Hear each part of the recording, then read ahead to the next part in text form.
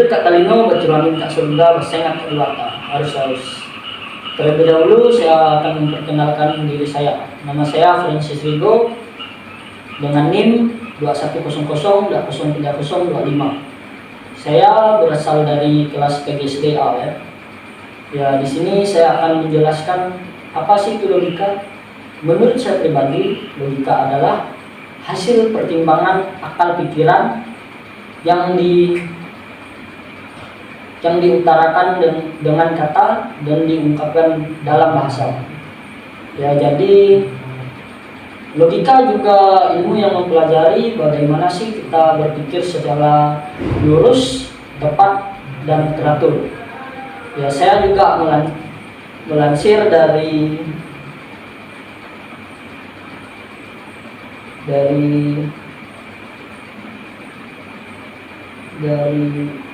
i.mwikipedia.org ya, atau dari kompas.com, yaitu logika dalam ilmu pengetahuan digunakan sebagai kerangka berpikir yang logis, bersih, aturan-aturan benar atau tidaknya suatu praktek keilmuan. Logika juga mempunyai analisis. Apa sih itu analisis? Saya mengambil dari kompas.com. Analisis adalah penguraian suatu masalah ke elemen-elemen yang lebih sederhana untuk memahami sifat maupun fenomena yang terjadi dalam suatu ilmu pengetahuan secara logis. Contoh analisis yaitu dalam bidang perusahaan seperti SWOT ya, yaitu yang pertama itu ada aspek kekuatan, kelemahan, peluang, serta ancaman dalam suatu bidang.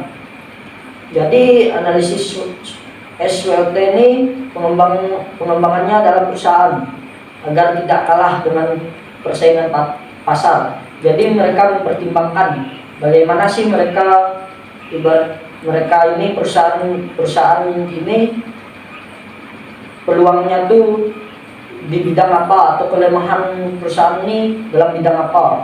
Mereka akan mempertimbangkan semuanya, kekuatannya, kelemahan, peluang, serta ancaman bisnisnya ini apa.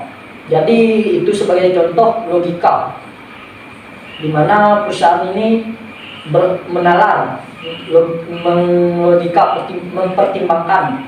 mempertimbangkan di pasar, apakah ancaman itu banyak atau pesaingnya banyak dan kekuatannya itu banyak. Ya, jadi seperti itu contoh logika dan pengertiannya. Jadi sekian dari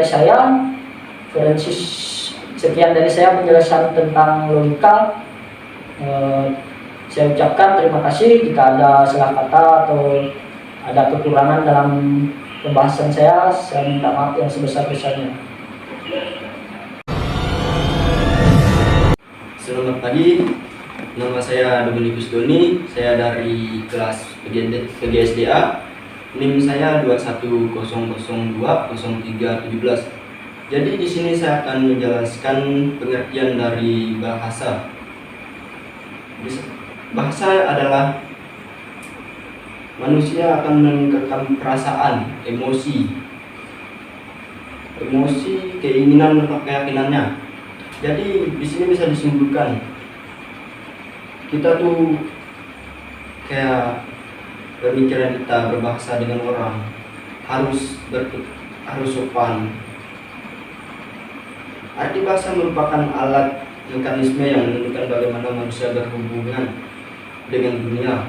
Jadi di sini kita tuh bukan hanya berhubungan dengan saudara, teman, atau orang-orang terdekat kita. Jadi kita tuh bisa juga berhubungan dengan orang asing yang belum kita kenal. Jadi itu ungkapan dari berbahasa, pengertian bahasa satu sama lain dan bahkan dirinya sendiri. Arti bahasa bisa sangat mendasar kehidupan manusia. Arti bahasa adalah rangkuman semua pengalaman manusia sejak permulaan umat manusia. Jadi mulai sejak kita dilahirkan dari kecil, kita sudah beranjak berumur 8 tahun sudah ngerti. Jadi di situ kita sudah diajarkan cara berbahasa yang baik dan sopan dan benar. Memutarkan bahasa atau terus berkembang. Arti bahasa terutama adalah alat komunikasi. Jadi gimana? Berbahasa itu harus terutama alat komunikasi. Jadi hampir semua selalu terjadi dalam semacam konteks sosial. Arti bahasa bisa menjadi identitas bagi semua negara atau kelompok. Mengkomunikasikan pemikiran individu serta pekerjaan peracik budaya komunikasi. Jadi di sini saya akan jelaskan beberapa fungsi. Jadi fungsi itu adalah pengertian berbahasa. Ciri-ciri berbahasa itu yang saya tahu itu ada berbahasa secara tutur, berbahasa yang sopan, yang baik, dan tidak ada yang buruk. Jadi saya mengambil rangkuman ini, saya revisi dan saya cari di liputan6.com. Di situ teman-teman bisa cari, browsing, bisa baca sendiri. Di situ sudah tertera dengan dijelaskan dengan secara rinci oleh liputan6.com. Jadi sekian dari penjelasan dari saya ucapkan terima kasih. Jika ada salah kata mohon dimaafkan. Selamat pagi teman-teman, perkenalkan nama saya Januris Jeffrey dengan NIM 210020331. Berikut ini saya akan menjelaskan mengenai materi penalaran. Menurut saya sendiri, penalaran adalah proses berpikir yang bertolak dari pengamatan indera atau pengamatan empirik yang menghasilkan sejumlah konsep dan pengertian. Penalaran juga merupakan suatu proses berpikir manusia untuk mengumpulkan data atau fakta yang ada sehingga sampai pada suatu simpulan. Ciri-ciri penalaran sebagai berikut. Adanya suatu pola berpikir yang secara luas dapat disebut logika. Sifat analitik dari proses berpikir. Secara detail, penalaran mempunyai ciri-ciri sebagai berikut. Ciri yang pertama adalah logis. Logis, suatu penalaran harus memenuhi unsur logis, artinya pemikiran yang ditimbang secara objektif dan didasarkan pada data yang sahih. Yang kedua adalah ciri analitis, berarti bahwa kegiatan penalaran tidak terlepas dari daya imajinatif seseorang dalam merangkai, menyusun, atau membuka petunjuk-petunjuk akal pikirannya ke dalam suatu pola tertentu. Ciri-ciri rasional artinya adalah apa yang sedang ada di nalar merupakan suatu fakta atau kenyataan yang dapat dipikirkan secara mendalam. Menurut John Dewey, proses penalaran manusia dilalui melalui beberapa tahap berikut. Timbulnya rasa sakit, baik dalam membentuk adaptasi terhadap alat, sulit mengenal sifat, ataupun dalam menerangkan hal-hal yang muncul secara tiba-tiba. Kemudian rasa sakit tersebut diberi definisi dalam bentuk permasalahan. Timbulnya suatu kemungkinan pemecahan yang berupa reka-reka, hipotesis, inferensi, atau teori. Proporsi atau term. Term adalah kata atau kelompok yang dapat menjadi subjek atau predikat dalam kalimat proporsi. Contohnya, semua tebu adalah term. Manis juga term, karena unsur-unsur tersebut menjadi subjek atau predikat kalimat bersangkutan. Proporsi adalah pernyataan yang lengkap dalam bentuk-bentuk subjek predikat atau kesatuan term yang membentuk kalimat.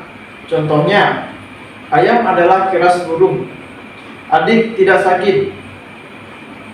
Contoh-contoh penalaran. ada dua contoh penalaran, yaitu penalaran deduktif dan penalaran induktif. Penalaran deduktif adalah proses berpikir yang dilakukan berdasarkan premis-premis berupa kebenaran umum yang kemudian ditarik kesimpulannya sebagai kebenaran baru.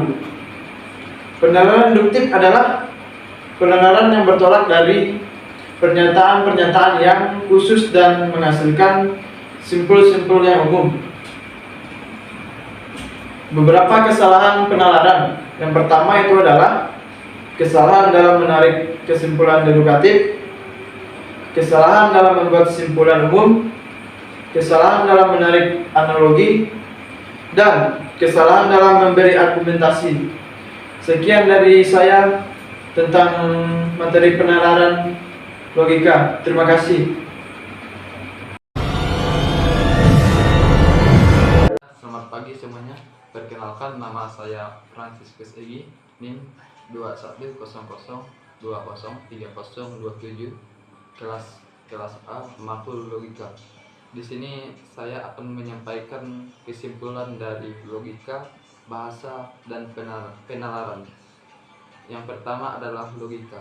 Logika adalah hasil pertimbangan akal pikiran yang diutarakan lewat kata dan dinyatakan dalam bahasa. Sedangkan bahasa adalah merupakan alat atau mekanisme yang menentukan bagaimana manusia berhubungan dengan dunia, satu sama lain, dan bahkan dengan dirinya sendiri. Dan yang terakhir adalah penalaran. Penalaran merupakan proses berpikir yang bertolak dari pengamatan indera atau pengamatan empirik yang menghasilkan sejumlah konsep dan pengertian. Baik, demikian hasil kesimpulan dari kelompok saya. Saya ucapkan terima kasih.